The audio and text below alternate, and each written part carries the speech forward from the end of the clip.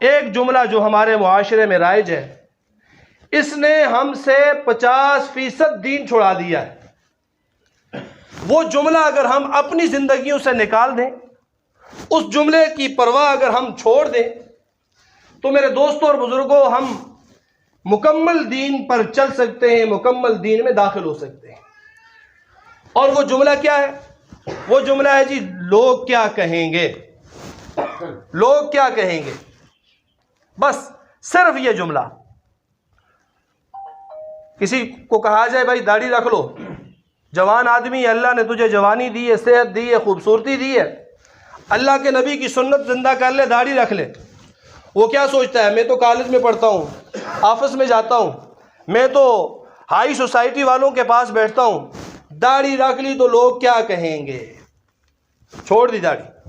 شلوار ٹخنوں سے اوپر کرنا نبی پاک صلی اللہ علیہ وسلم کی سنت ہے، اور با اتفاق امت، اجماع امت اس پر ہے کہ شلوار کو ٹخنوں سے نیچے گرانا یہ حرام اور گناہ کبیرہ ہے۔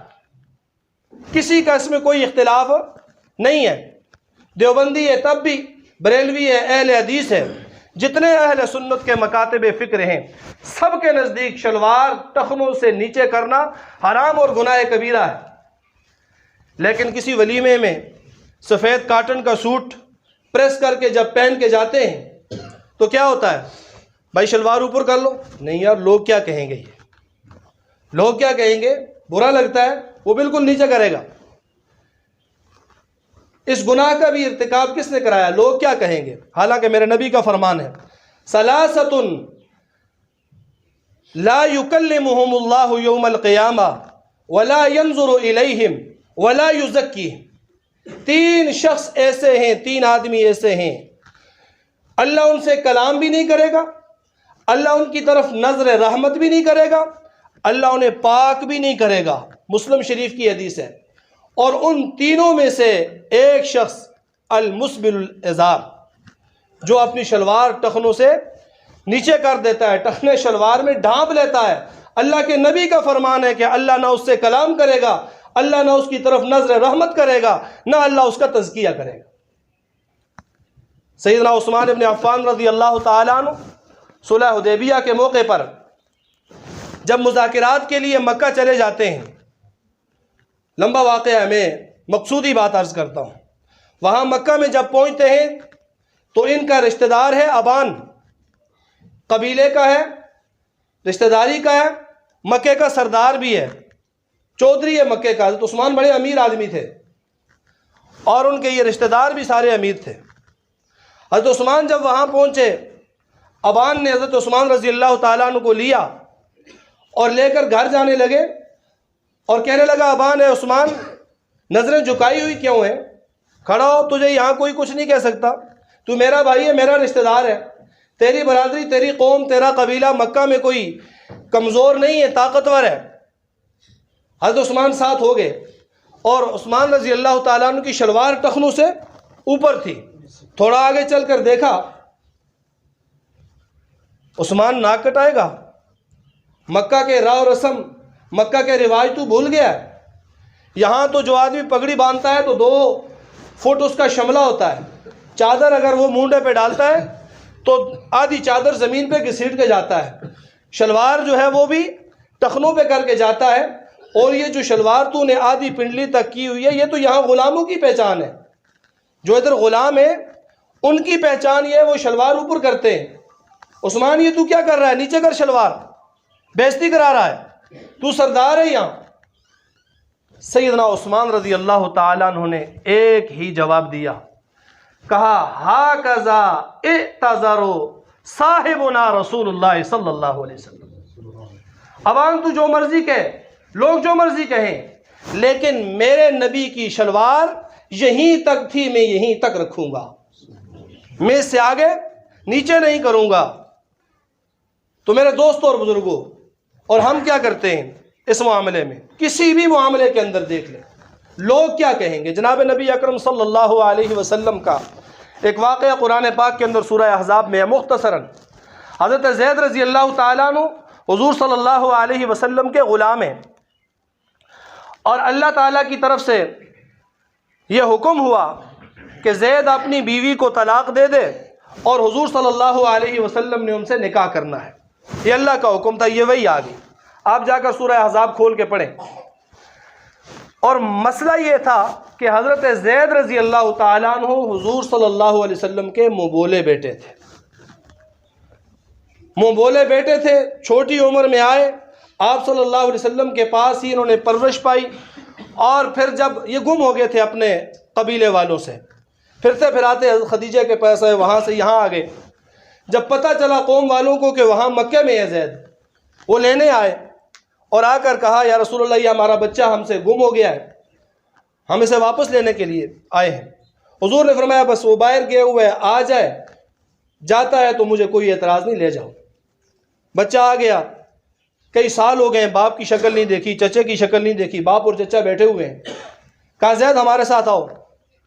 زید نے کہا میں نے تمہارے ساتھ نہیں جانا، میں نے جتنی شفقت حضور صلی اللہ علیہ وسلم سے پائی ہے میں نے کہیں سے نہ پائی نہ پا سکتا ہوں۔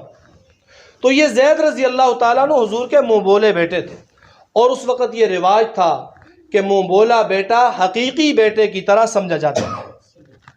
جو احکامات حقیقی بیٹے کے وہ منہ بولے بیٹے کے بھی ہوتے تھے، حالانکہ منہ بولا بیٹا حقیقی بیٹا نہیں ہوتا، ہو ہی نہیں سکتا ہے، لکھ کے دے دو، اسٹامپ کر دو، وہ حقیقی بیٹا نہیں ہو سکتا۔ جب حقیقی بیٹا نہیں ہو سکتا تو اس کے بھی وہی احکام ہیں جو عام غیر محرم لوگوں کے ہیں۔ تو حضرت زید رضی اللہ تعالیٰ عنہ مبولے بیٹے تھے، مکہ کا یہ رواج تھا کہ مبولا بیٹا حقیقی بیٹے کی طرف سے ہے، اوپر سے اللہ کا حکم آ گیا زید طلاق دے گا اور حضور نے نکاح کرنا ہے، معاملہ بن گیا۔ حضور صلی اللہ علیہ وسلم کچھ پریشان دکھائی دینے لگے۔ اللہ کا امر ایسا ہوا، زید نے طلاق دے دی، حضور صلی اللہ علیہ وسلم پریشان ہو گئے کہ یہ لوگ سارے یہاں تو رواج ماحول ہی ایسا ہے، میں نے نکاح کر لیا تو یہ کہیں گے کہ دیکھو جی بیٹے کی بیوی سے بہو سے نکاح کر لیا۔ اللہ نے قرآن نازل کیا، اتحش اللہ اتحش الناس، کہ اے پیارے پیغمبر کیا لوگوں سے ڈرتے ہو؟ واللہ احق ان تخشوا، اللہ زیادہ حقدار ہے کہ اس سے ڈرا جائے۔ تو میرے دوستوں اور بزرگوں، حضرت معاویہ رضی اللہ تعالیٰ عنہ سیدہ عائشہ صدیقہ رضی اللہ تعالیٰ عنہا کے پاس آتے ہیں اور کہتے ہیں توصینی، مجھے وصیت کر دے اماں عائشہ، لیکن زیادہ لمبی نہ ہو، مختصر سی نصیحت ہو، مختصر سی نصیحت ہو، مجھے نصیحت کر دیجئے۔ سیدہ عائشہ رضی اللہ تعالیٰ عنہا نے فرمایا بیٹھ گئے اور فرمایا کہ سمعت رسول اللہ صلی اللہ علیہ وسلم، ترمذی شریف کی روایت ہے، میں نے نبی کریم صلی اللہ علیہ وسلم سے یہ الفاظ سنے، من التمس رضا اللہ بسخط الناس، جو شخص اللہ کی رضا تلاش کرتا ہے، اللہ کی رضا کا طلبگار ہے، بسخط الناس، لوگوں کی ناراضگی کے ساتھ، یعنی اللہ کو راضی کرتا ہے تو لوگ ناراض ہو جاتے ہیں، اللہ کا حکم پورا کرتا ہے تو لوگ تانے دیتے ہیں، ناراض ہو جاتے ہیں۔ فرمایا کہ من التمس رضا اللہ بسخط الناس، جو اللہ کی رضا تلاش کرے لوگوں کی ناراضگی کے ساتھ، کفاہ اللہ مؤنتہ، اللہ اس بندے کے لیے کافی ہو جاتے ہیں۔ ان جتنی بھی رشتہ داروں کی ناراضگیاں ہیں، لوگوں کی ناراضگیاں ہیں، اللہ اسے نکال دیتے ہیں۔ ومن التمس رضا الناس بسخط اللہ، اور جو شخص لوگوں کو راضی کرنے کی کوشش کرتا ہے اللہ کو ناراض کر کے، جو شخص لوگوں کو راضی کرنے کی کوشش کرتا ہے بسخط اللہ، اللہ کو ناراض کر کے، وکلہ اللہ الی الناس، اللہ اس شخص کو پھر لوگوں ہی کے سپرد کر دیتے ہیں۔ تو لوگ کیا کہیں گے؟ اس جملے نے ہمیں کہیں کا نہیں چھوڑا۔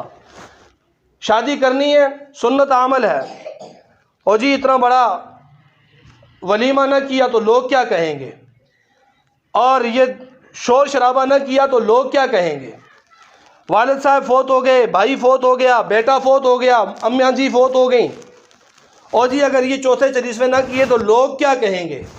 لوگوں نے کیا کہنا ہے؟ لوگوں نے جو کہنا ہے وہ ہم سب کو پتہ ہے. آپ نے بہت ہی اچھا بیٹے کی شادی میں سب کو کھلا دیا، لاکھوں روپے اپنے اوپر قرض چڑھا کر بھی، تو لوگ یہی کہیں گے کنجوس آدمی ہے، صحیح نہیں کھلایا. کچھ نہ کچھ خامی نکال دیں گے کہیں بھی آپ جائیں. اس لیے لوگوں کو راضی کرنا مشکل کام ہے. لوگوں کو کوئی راضی نہیں کر سکتا. ایک اللہ کو راضی کر دیں تو کفاہ اللہ، اللہ کافی ہو جاتا ہے، اللہ کافی ہو جاتا ہے. تو میرے دوستوں اور بزرگوں، اللہ جل جلالہ کی